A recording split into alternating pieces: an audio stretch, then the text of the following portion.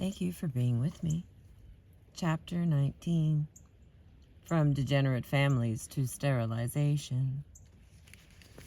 Henry H. Goddard, Ph.D., a sweet-tempered Quaker from Maine, directed research at the Vinland Training Center for Feeble-Minded Girls and Boys in New Jersey from 1906 to 1918. In the larger history of racial ideas, he bridges two critical fields, degenerate family studies and immigrant intelligence testing, by connecting the charities and corrections community of Dugdale and McCulloch to the hereditarian and eugenicists. Okay, got a little side note. Goddard also served as the first football coach at the University of Southern California. Sounds like the birds are upset.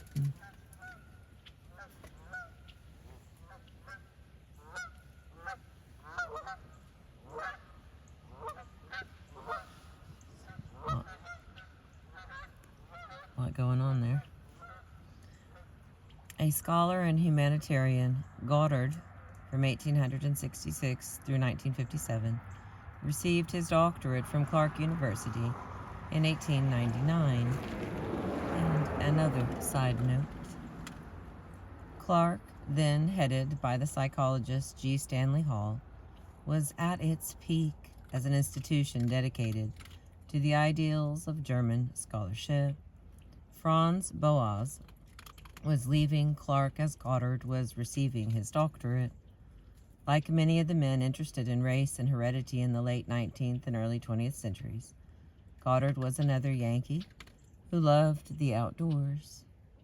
Although married for many years, he had no children. All right, and we continue. Yes, the puppy dog is in here, and he's eating his dog food like it's popcorn. After study at the University of Leipzig and a stint at the Westchester, Pennsylvania Normal School, Goddard moved to Vinland in 1906 and took that institution to the cutting edge of the child study movement for the scientific study of pedagogy, P-E-D-A-G-O-G-Y. Another side note. The child study movement professionalized social gospeler impulses and plugged them into the vast spread of childhood institutions, as all the states mandated compulsory education between 1880 and 1918. Renowned for his personal touch, Goddard treated his young charges with the utmost kindness. All reported that he respected each and every one as a uniquely valuable individual.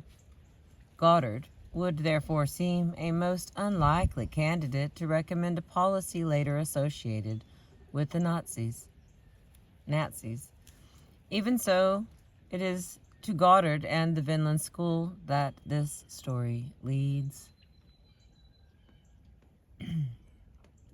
Tender care of the feeble-minded was part of that care, but so were the implications of family ancestry. Who better to suggest the study of those implications than Charles Benedict Davenport, from 1866 to 1944, the independently wealthy scion of a Connecticut family who claimed Puritan descent and whose father had traced the family back to England in 1066 with a question mark. Davenport had taught at Harvard and the University of Chicago, making a reputation with his studies of chicken breeding, then moving, in what seemed a natural progression, to look into heredity in the human race. He placed particular emphasis on the value of superior blood and the menace to society of inferior blood. In 1898, Davenport had become director of the summer school of the Biological Laboratory of the Brooklyn Institute of Arts and Sciences at Cold Spring Harbor on Long Island, not far from Theodore Roosevelt's country place at Oyster Bay. From there, he gained grants from the recently created Carnegie Institution of Washington and founded the Carnegie Institution Station for Experimental Evolution at Cold Spring Harbor in 1904. In 1910, having secured access to Mrs. E.H. Harriman's railroad fortune, Davenport established the Eugenics Record Office, the ERO.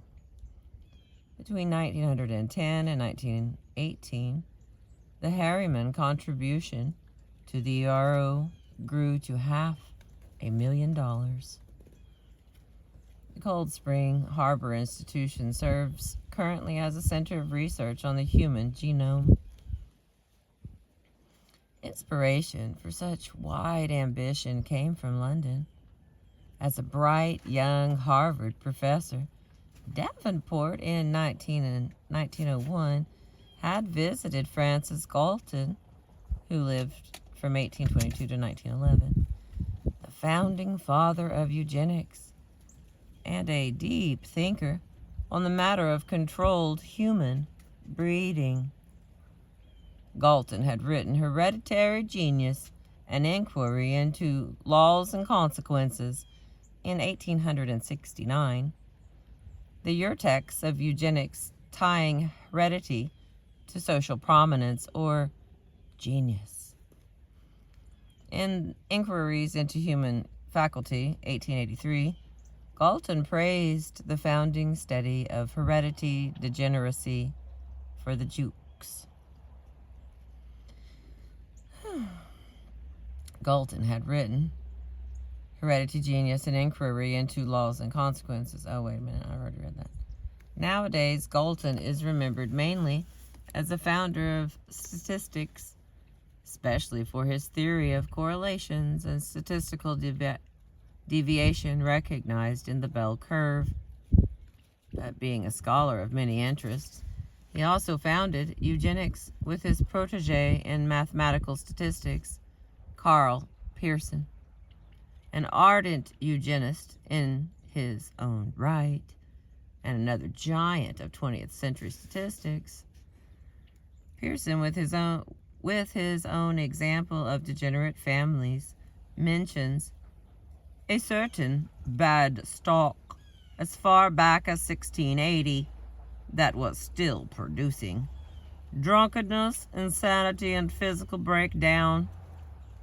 In 1900, proof that this law of inheritance is as inevitable as the law of gravity, we shall cease to struggle against it. In his writing, The National Life from the Standpoint of Science from 1905, Pearson also declared, lunacy is one of the things which we may quite definitely accept as an inherited character. Even the word eugenics was Galton's invention, combining the Greek word for good and inheritance. Like so many hereditarians, Galton, who is also the cousin of Charles Darwin. Let me read that again because that seems fairly important. I got a lot of cousins.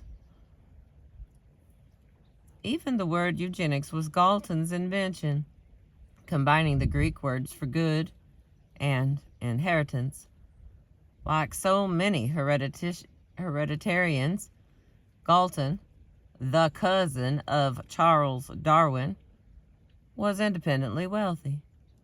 Also, like other rich men interested in human reproduction, he had no children. Like Carlyle and Emerson, Galton combined a fragile constitution, nervous breakdowns, dizziness, and palpitations with a glorification of masculine strength, along with his admiration of vigorous male animals. Galton appreciated feminine beauty.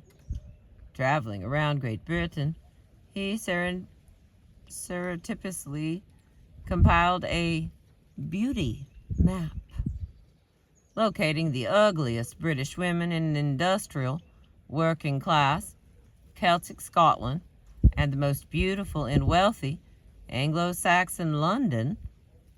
Galton describes his methodology in his autobiography. Oh my goodness. Forgive me, Lord. Here we go. I'm going to read what this person has written without having pre-read it. I just want to say, sometimes I pre-read stuff, but not all the time. I like reading it together. That way we're both surprised at what people are saying. It's cold. I had to turn the car on. All right, here we go. Galton describes his methodology for his beauty map in his autobiography. Here we go. Lord help us. Whenever I have occasion to classify the persons I meet into 3 classes, good, medium, bad, I use a needle mounted as a pricker, wherewith to prick holes, unseen, in a piece of paper, torn brutally into a cross with a long leg. I use its upper end for good, the cross arm for medium, and the lower end for bad. The prick holes keep distinct and are easily read off at leisure. The object, place, and date are written on the paper. I use this plan for my beauty data, classifying the girls I passed in streets or elsewhere as attractive, indifferent, or repellent. Of course, this was a purely individual estimate, but it was consistent. Judging from the conformity of different attempts in the same population, I found London to rank highest for beauty, Aberdeen lowest, and end scene. Interestingly enough, given turn of the century correlations of race and head shape, photographs of Galton show him to have had dark hair and a flat back of the head. That is, he was brachiocephalic, not dolichocephalic, which counted heavily for some of his contemporaries. Galton also mistrusted democracy, figuring the average citizen too base for the everyday work of modern civilization. His version of evolution made natural selection into an engine for determining the characteristics of races as well as classes. His writing, Hereditary Genius, proclaims that Jews all specialized for a parasitical existence. So powerful was Galton's reputation and influence that after the First World War, this bigoted view circulated as a scientific commonplace. Convinced the brains of the nation lie in the higher of our classes, Galton advocated procreation between people of the upper crust. At the same time, while frowning on the heedless breeding of the poor, he did not advocate its curtailment. That would be left for others. Galton, ever the patrician, shared Roosevelt's concentration on his own higher class. From his eugenics record office at the University of London, Galton offered a treasure trove to American eugenists, and to Darwin, and to Charles Davenport in particular.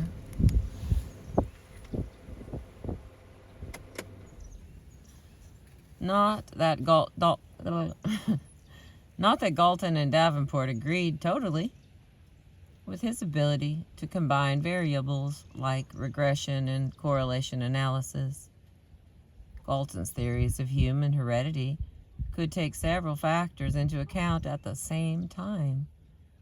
Davenport and most American eugenicists rejected complexity, preferring to believe that human inheritance acted in a simple on-off fashion, like the height, color, and wrinkling of Gregor Mendel's sweet peas.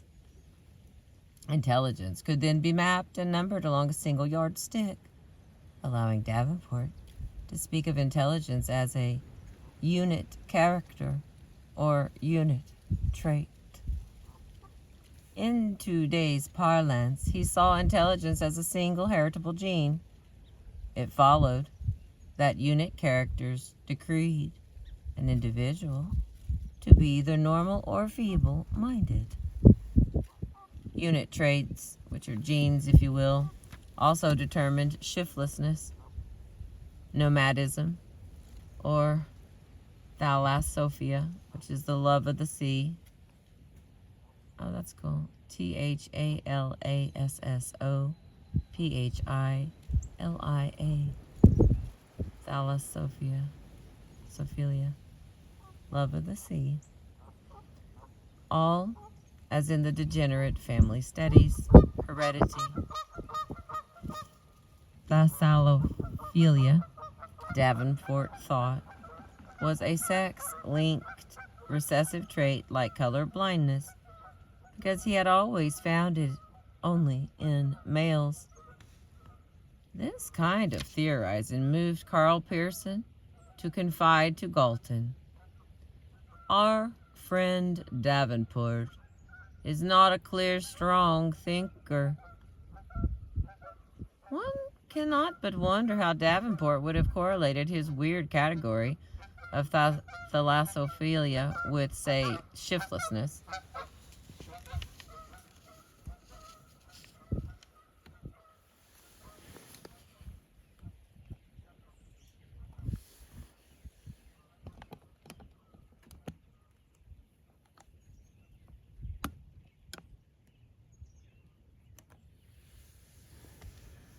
Oh, goodness.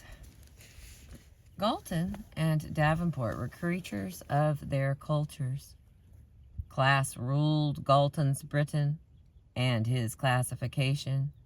Race ruled Davenport's United States and his classification.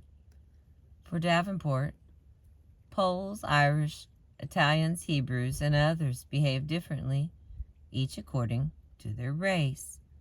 He believed, as did William Z. Ripley, that immigrants from Southern and Eastern Europe would make the American population darker in pigment, smaller in stature, and more mercurial, more given to crimes of larceny, kidnapping, assault, murder, rape, and sexual immorality.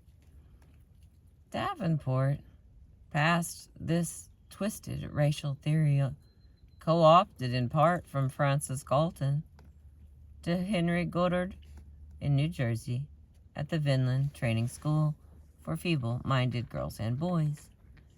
In the Garden State, it fell on fertile ground. For Goddard, he spotted the perfect case, a feeble-minded Vinland resident he called Deborah Kallikak. This was an invented name. Goddard had joined two Greek words, kalos, meaning beauty, and kekos, meaning bad, to come up with it. Deborah Kallikak, the child of an impoverished, unwed mother, had come to Vinland in 1897 at age 8.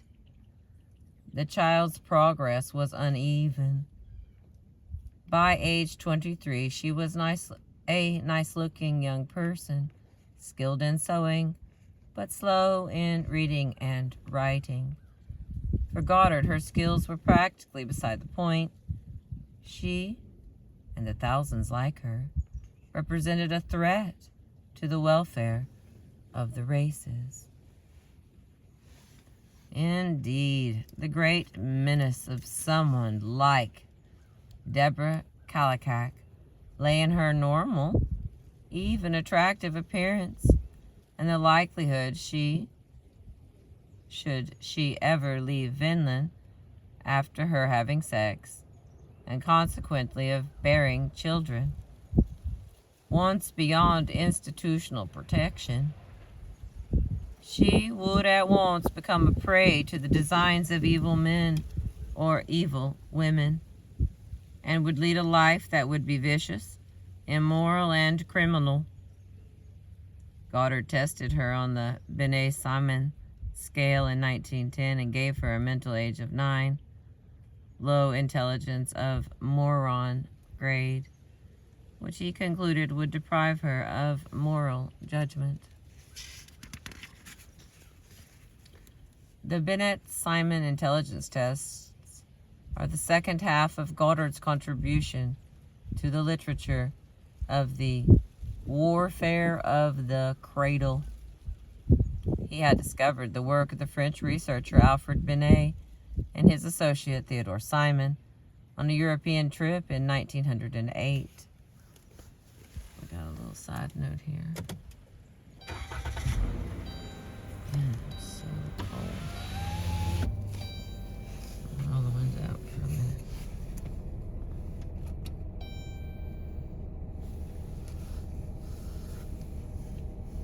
I think it makes it shaky. No, I put my hand on it. Nope, not gonna work. It's gonna be shaky. That's what it's gonna be. How about if I just roll it up and then it'll quit being cold? There we go.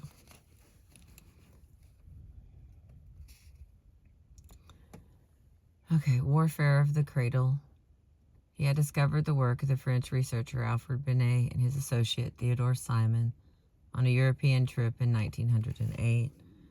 Side note, Binet died in 1911, before the great American vogue in intelligence testing and the controversies it aroused. He had never meant his tests as means to rank adults. Employed by the French Ministry of Public Instruction, they had devised a mental test whose results they figured on a numerical scale. The numbers were meant to help schools identify pupils in need of special education. Goddard adapted Binet's test for use in English and immediately began testing the Vinland inmates. With its nicely quantified results, the test rapidly gained popularity. By 1910, Goddard was giving it to New Jersey school children, a year later to New York City children, and by 1913 to immigrants at Ellis Island. The intelligence test had labeled Deborah Kallikak, in Goddard's invented terminology, a moron. How, Davenport asked Goddard, did she get to be that way? Side note, morons were rated as smarter than imbeciles, who in turn were considered more intelligent than idiots. Morons were rated as smarter than imbeciles, who in turn were considered more intelligent than idiots.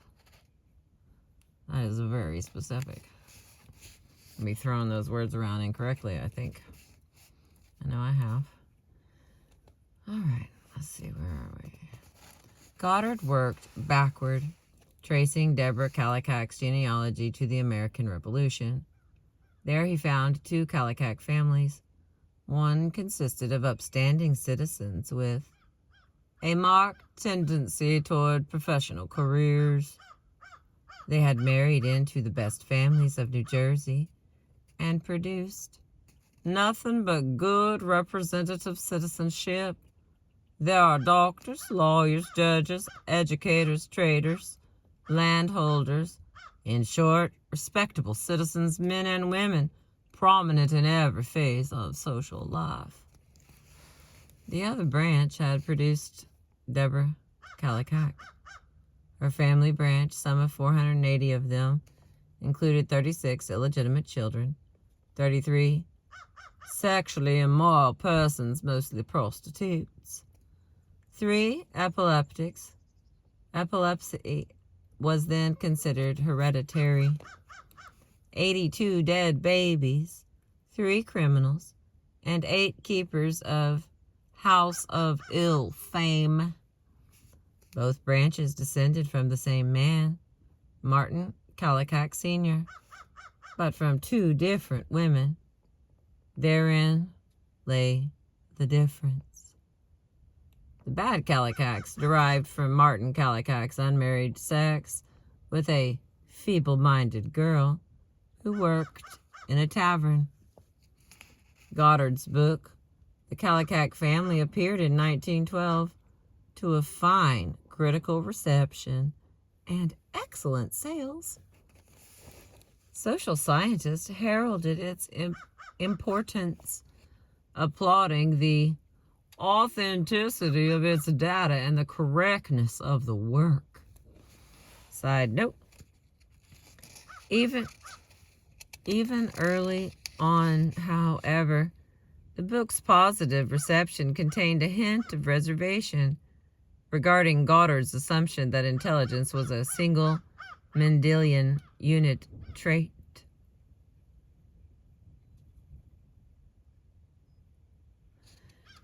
Back to the main stuff. In the child study field and beyond, its research had an enormous effect in pushing a growing hereditarian belief that ancestry was everything, environment, nothing. Another side note. Goddard's reasoning regarding feeble-mindedness, though not by that name, reappears as the source of social ills and defective human beings in the best-selling analysis of intelligence and human destiny of the late 20th century. It's titled The Bell Curve, Intelligence and Class Structure in American Life, from 1994, by Richard J. Herrnstein and Charles Murray. Its message rang loud and clear. For the public good, the feeble-minded must not breed, otherwise society will suffer. There are Kallikak families all about us, Goddard warned. They are multiplying at twice the rate of the general population. In the warfare of the cradle, the inferior would always outbreed superior stocks, and no amount of education or good environment can change a feeble-minded individual into a normal one. Like slavery on the black side of the color line, indenture, crime, or illegitimacy on the white side means permanent damnation. Slum clearance and other palliative remedies are equally useless for these mentally defective people who can never be taught to live otherwise than as they have been living, are promiscuously breeding squalor. Promiscuously breeding squalor. There we go. How, then, is society to protect itself? At first, Goddard cast a vote for segregation of the mentally impaired, but segregation was immensely expensive. To sequester the feeble-minded until they passed breeding age, as Goddard knew well, cost dearly. Harking back to Josephine Shaw Lowell, he finally broached the alternative, sterilization. And the die was cast. Many in the United States were more than ready, even eager, to stem the degenerate tide threatening to swamp its Anglo-Saxon genetic pool. By 1912, When Goddard published The Kallikak Family, several states had already turned to compulsory sterilization as a cheap means of controlling the reproduction of undesirables. Eugenicists spearheaded this movement, but they had support from liberals in the charities and corrections wing of humanitarian reform. Leading social reformers were quite willing to deplore the debasing and demoralizing influence of an unrestrained, feeble-minded woman. Thanks to the medical advances that made sterilization relatively easy and safe, Indiana had led off the sterilization wave in 1907 with a law proclaiming, "Whereas heredity plays a most important part in the transmission of crime, idiocy, and imbecility, vasectomy for men, tubal ligation for women." The earliest vasectomy had been performed in Chicago in 1897. Other states followed, but with mixed results, for involuntary sterilization remained controversial. The courts invalidated such laws on the basis of cruel and inhumane punishment, for lack of due process, and for failures in equal protection under the law. New Jersey State Supreme Court quickly struck down a compulsory sterilization law in 1913, and governors in Vermont, Nebraska, and Idaho vetoed others. If sterilization were to prevail, expert guidance was called for. Undaunted in 1922, Davenport's Eugenics Record Office offered a model eugenics sterilization law meant to assist states in crafting involuntary sterilization laws that could withstand court challenge. In 1924, Virginia passed the first such act, stating that heredity plays an important part in the transmission of insanity, idiocy and imbecility, epilepsy, and crime.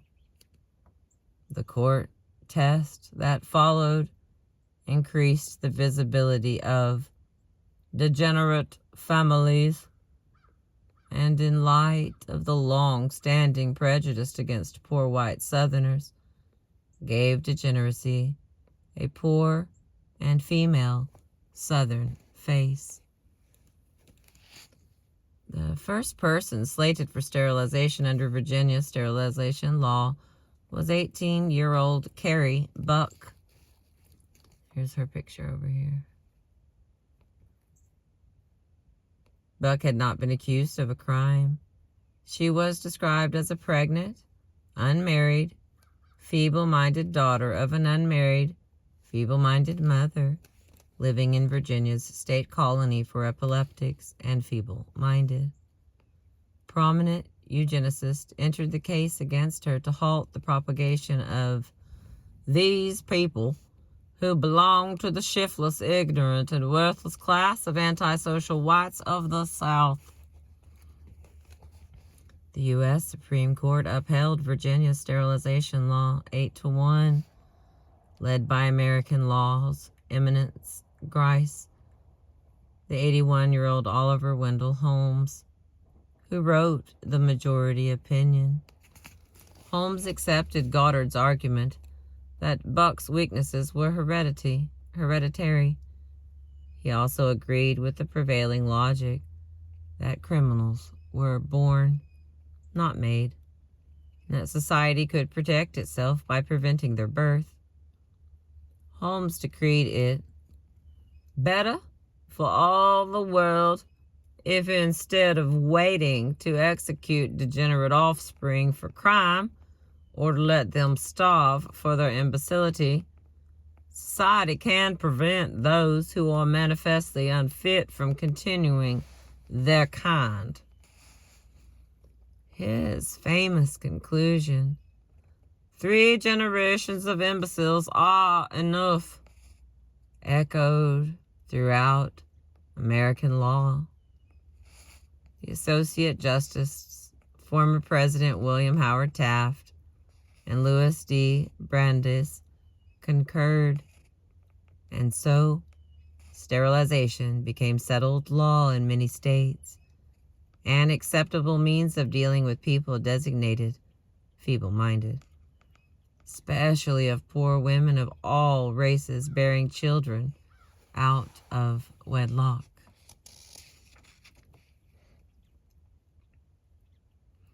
During the 1930s, following Buck versus Bell, local law enforcement and welfare officials rounded up the poor and sterilized them practically en masse.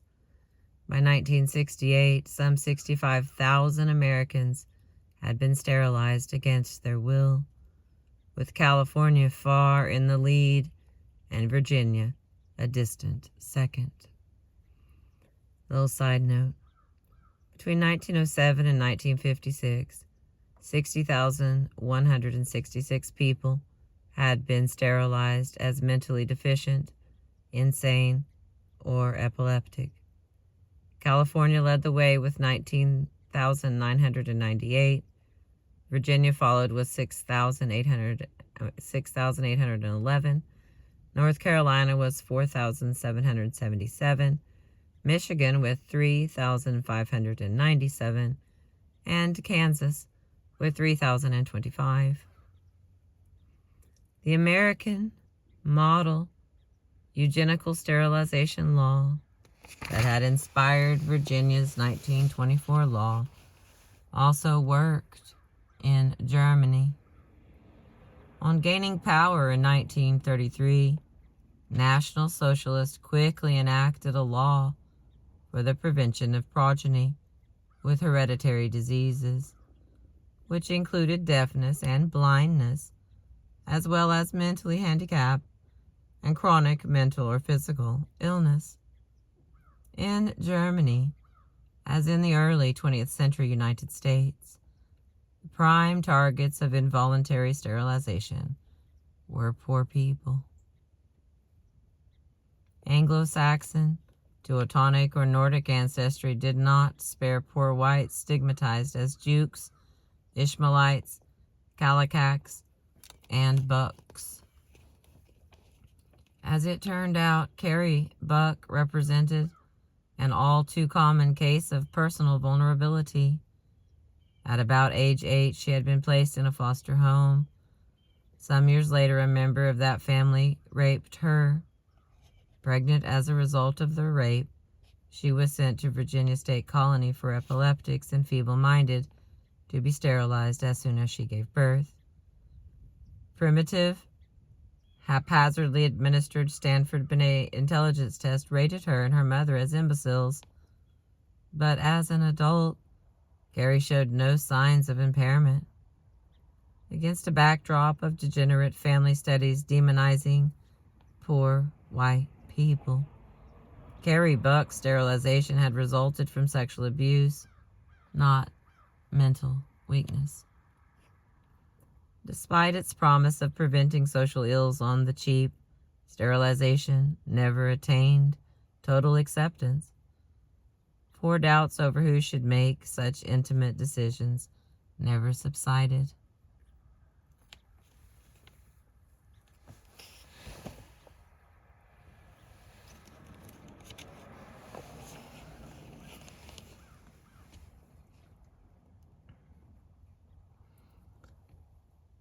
Despite its promise of preventing social ills on the cheap, sterilization never attained total acceptance. For doubts over who should make such intimate decisions never subsided, and bias characterized their execution. Opponents' arguments mounted. Catholics objected to this breach of the human body. Socialists pointed to the class bias of eugenics. An anthropologist argued that culture, not biology, explained characteristics that sterilization was supposed to extinguish. Eugenic sterilization ultimately fell out of favor, but the fall was slow and gradual. During the 1930s, when German National Socialists took it up, demonstrating the deadly and perverse workings out of eugenics, the field lost its standing as objective science. Civil rights protests in the 1960s and 1970s against the involuntary sterilization of Black, American Indian, and Latino women effectively stripped the practice of respectability as public policy. Different morals demanded different policies. Virginia repealed its sterilization law in 1974, but Carrie Buck died in 1983 before her vindication. On the 75th anniversary of the Buck versus Bell decision in 2002, the state placed a commemorative marker in her hometown of Charlottesville, and the governor issued a formal apology. Oregon, North Carolina, and South Carolina followed Virginia's repudiation. And here ends the compulsory sterilization story that began with Degenerate family research. Another story with shared roots unfolded at the same time, leading to the mental testing of immigrants and to immigration restriction.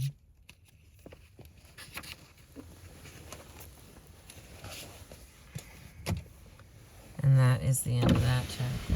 Roll down this window so I can show you these people. I feel like it matters to me that this is the first. That is Carrie Buck and her mother.